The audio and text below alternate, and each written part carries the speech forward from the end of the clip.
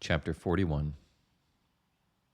Ollie yanked his hand away, flailing backward as Layla's body burned with light. And then she disappeared, leaving him alone and feeling as though he had just clenched his fist around a burning coal. No, the pain hurt more than that, going through his palm and deeper inside of him. It was like watching his father ripped apart, like holding his dead mother, pain in the depths of whatever thing he called a soul. Layla's screaming hadn't gone the moment she had, but it hung in the air for a breath. It left the world feeling eerie and cold and even more lonely. It had been a trick, of course. His sister had never been here, and the thing he'd seen had only been an illusion, a trap, and he'd fallen for it. Now he lay on the sand where he'd fallen and had scrambled to get away from the Layla illusion, waiting for the pain to subside. Above him were the same sea of stars he'd been walking beneath for hours. But that wasn't all. He could also see the eaves of a roof, the top of a massive house. He'd been watching the house take shape for miles, a tall building which dwarfed the wardens back and watchful. Layla, or the illusion of Layla, had been staring at it when he'd approached. The windows were all black, the door of solid metal, and the siding constructed of 1,000 timbers of knotted wood. There seemed to be no foundation other than the sand that shifted around its base. When the pain became bearable, Ollie stood. He rubbed away the pain in his hand as he made for the door. Nearly an hour ago, he had decided he'd try to get into the place once he got here, and seeing Layla hadn't changed that. There was nowhere else to go. He hadn't expected to see an image of Layla, though, and man, she had been scared and pained, and Ollie shook his head. He needed to keep going. Layla hadn't been real. He spat on the sand, then trudged over to the door. A large bronze handle protruded off to one side. He nearly knocked, but thought better of it and pulled the handle. He braced for pain. None came.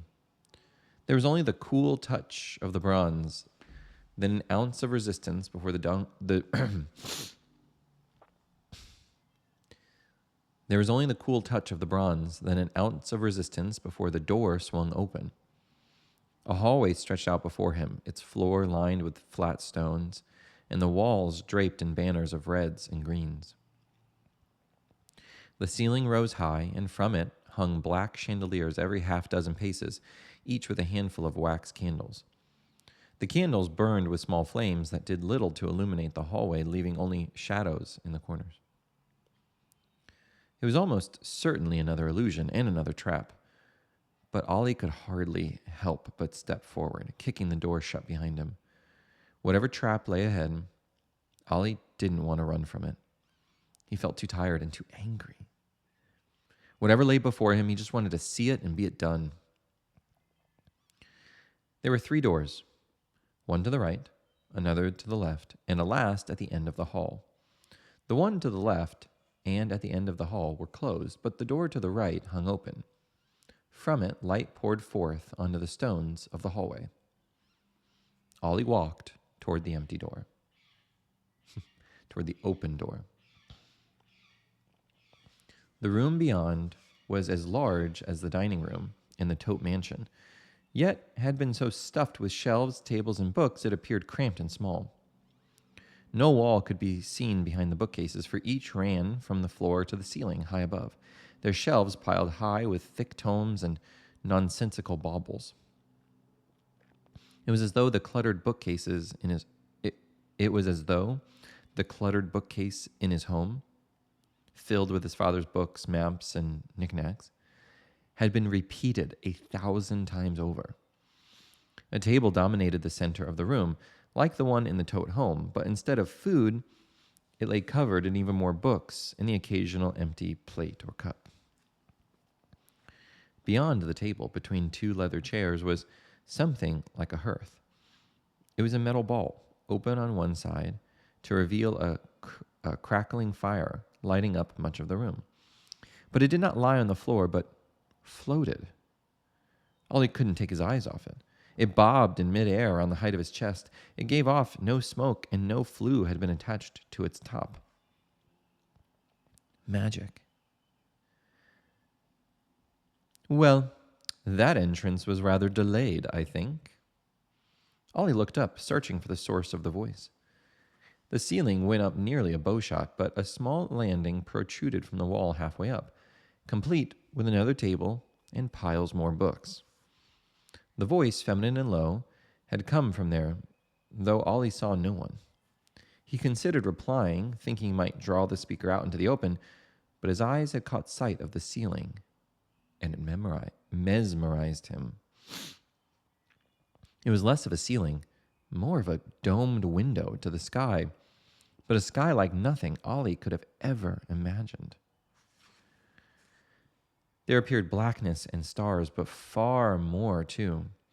Streaks of oranges and blues, like slowly flickering candle flames, shot out across the black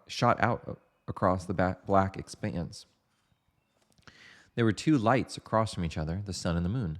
The moon shone brighter than Ollie had ever seen, a brilliant pale blue whose skin looked as smooth as pearl. The sun, though, man, that burned dim and appeared far away. Where there should have been blinding light, Ollie could stare right at its center and see the small silhouette of a man. "Over here, darling." A woman had appeared at the edge of the landing, leaning over the railing and eyeing him over the edge of a black book. Her hair dangled in curls around her shoulders. Her thin lips smiled carefully. As attractive as her voice was sweet. In another place and time, Ollie may have looked at her with longing, but her eyes told Ollie all he needed to know. One was milky white, the other was a vacant hole. Starodavna. Ollie clenched his fist, his heart quickening. "I killed you." She cocked an eyebrow. "Child, you haven't the faintest idea how to kill me." "I put an arrow through your face." He began looking around, keeping one eye on Starodavna while the other tried to find a weapon. "Ah, yes." Starodavna closed the book with a thud and tossed it under the table beside her. "Thank you for that, by the way." Ollie could feel himself shaking. He needed a ladder or a set of stairs, a way to get up to her. He walked forward now, unsure where exactly he went, but determined to do something, anything. "I saw you die." "Really? What did you see exactly?" "Oh, wait." She held up a finger, face beaming. "Don't tell me. I want to see for myself." She flung one hand into the air, and the world around Ollie shifted. He stood in the clearing again, holding his bow with an arrow aimed at the twisted statue of Starodavna. Vines rose, engulfing him. He had no control over his body, and everything moved slowly and strangely fluid. There was no sound other than the soft laughter of Starodavna above him. It was not real, a vision, just as Layla had been, and yet Ollie still wanted to scream. In moments he'd be engulfed and he would drown beneath these vines, dead while Starodavna and his mother watched. His mother, she dangled in the air to his left, alive and trapped in a tangle of vines. No, not alive, just a vision. It was only a vision, and yet Ollie felt a surge of energy, for he needed to save her, to stop this madness. He released the arrow, and everything changed and morphed, colors and shapes distorting for an instant. And then he stood once more in the room with the books, the table, the floating hearth, and his mother was still dead. "Ah, you see, there it was," Starodavna said from the balcony above. "That little trick you played with your little pointy sticks and your words. You did this." Starodavna lifted her hands, gesturing about her. "I couldn't have planned it all so cleanly myself. Well, if you could call this neat." She wrapped a finger across the banister and held it aloft. "What are you talking about?" Ollie stepped back, looking around for something, anything he could use as a weapon. "You died. That arrow killed you. The whole pedestal was destroyed." Starodavna laughed, sweet notes echoing off the walls. "No, darling, you did not kill me. In fact, I think we may consider the opposite to be true. Oh, truly, I am feeling much more alive." A poker stuck up from a metal pot near the floating hearth. His best option. Ollie marched toward it, kicking books and chairs aside. Stardavna laughed. The key was the words, though, and it was brilliant, the way you imbued them onto the arrow. Where did you learn that, I wonder? Ollie scooped up the poker, feeling the smooth wood of the handle in his palm. It seemed heavy enough. The tip was sharp. He looked around for some way to the landing above. Gods, you do get fixated, don't you? Stardavna said, leaning over the railing to look down at him. Oh, well, if you plan to stab me with your little stick, you best use the stairs. Look behind the bookcase there. Between two bookcases, Ollie glimpsed a small opening he had missed. He quickly stepped between the bookcases and into an alcove with a winding staircase. The steps appeared to be of dark wood and the railing made of polished bronze. Ollie began to climb. Stardavna continued, her voice bored. Darling, you really need to learn to slow down. Have you even stopped to consider this place? One would think it rather familiar, though, by the state of things when I arrived. It seems you hadn't visited in ages, which is curious.